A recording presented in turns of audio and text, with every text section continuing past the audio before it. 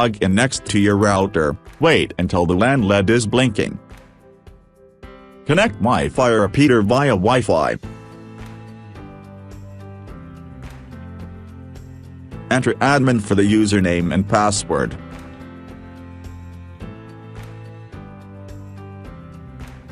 After logging in, you will see the web page below. Click on App